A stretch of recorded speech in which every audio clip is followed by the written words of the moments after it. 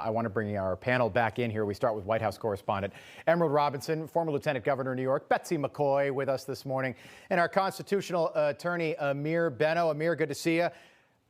And Stacey Washington is with us as well. Stacey, good to see you. Thanks for the text message at like 11 p.m.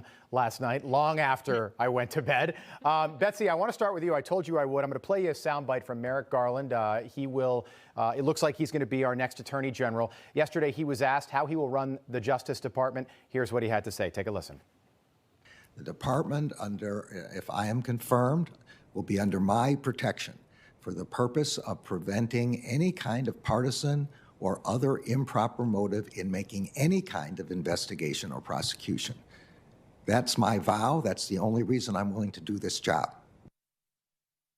Well, Betsy, I guess the most simple question is, do you believe Merrick Garland? Well, let's hope that's true, but he dodged a lot of very important questions yesterday. For example, when Senator Tom Cotton asked him whether he would support the Justice Department ensuring that all Americans are treated equally. And Cotton raised the issue of President Biden's commitment to a different value called equity, treating people differently in order to even out things between the races and make the outcomes the same instead of the treatment the same.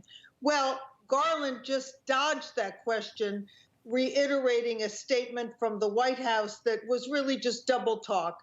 And this may become the most important question during Biden's 4 years. Will the races be treated equally, or will he exacerbate tensions by giving preferential treatment to one race, and that means disadvantaging another? I want to talk about that in just a moment, Betsy. You raise a great point there. You, of course, the former Lieutenant Governor of the state of New York.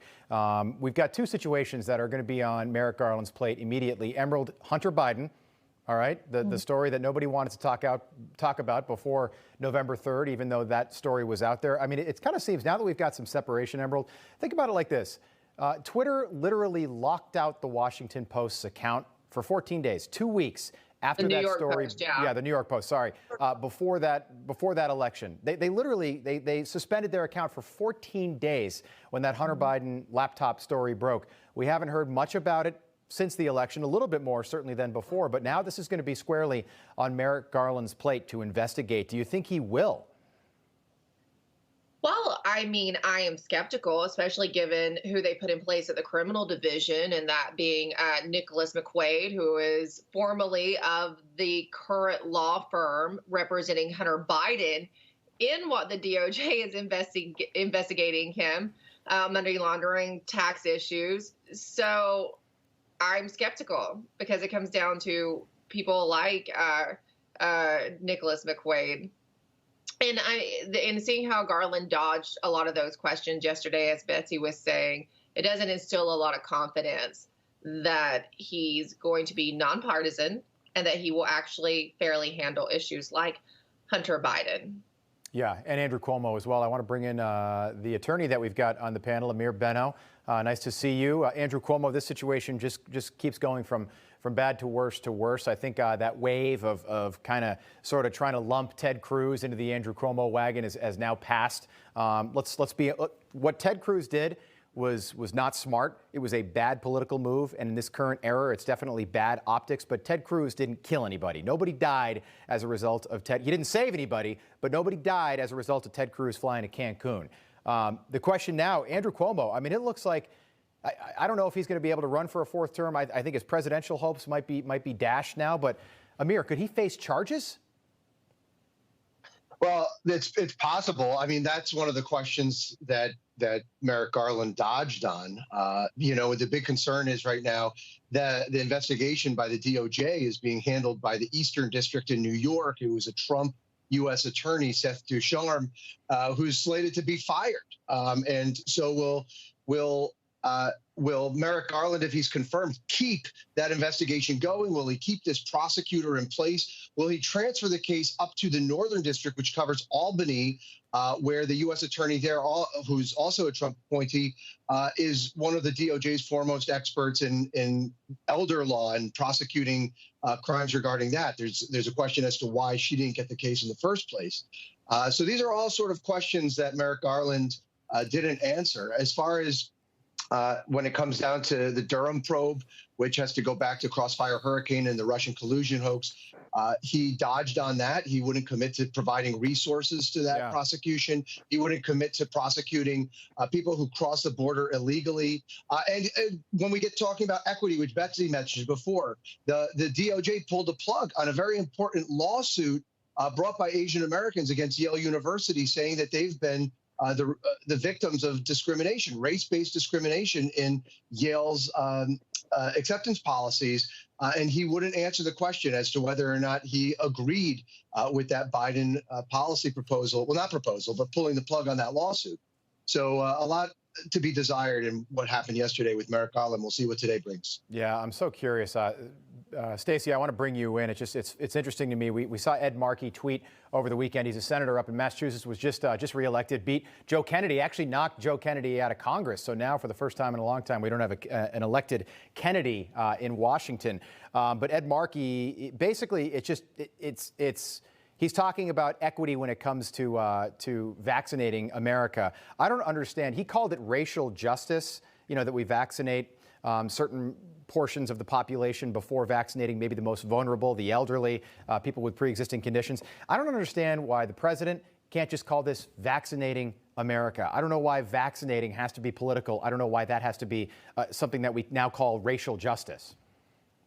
Well, Rob, the reason for that is because everything in the Biden administration for the past month has been geared towards dividing Americans along racial lines, along socioeconomic lines, and this is no different. The thing that most concerns me about it is there is a historical mistrust of vaccines and government medicine from the Black community in America because of the things that have happened in the past. Tuskegee. And so instead of addressing those issues head on with information campaigns, you have Governor Cuomo coming out with this rap video of Black cartoon characters singing about getting vaccinated. And it was so poorly done and such an affront to intelligent people.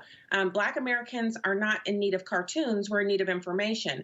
And mistrust does not necessarily mean that information campaigns will be the end all be all. So the Biden administration has signaled to Americans in many different ways that race is far more important than traditional concerns like adhering to the Constitution or addressing the needs of the populace based on science, which is the coronavirus heavily impacts the elderly. So the elderly should be first in line to get it, not Blacks or Hispanics or whites.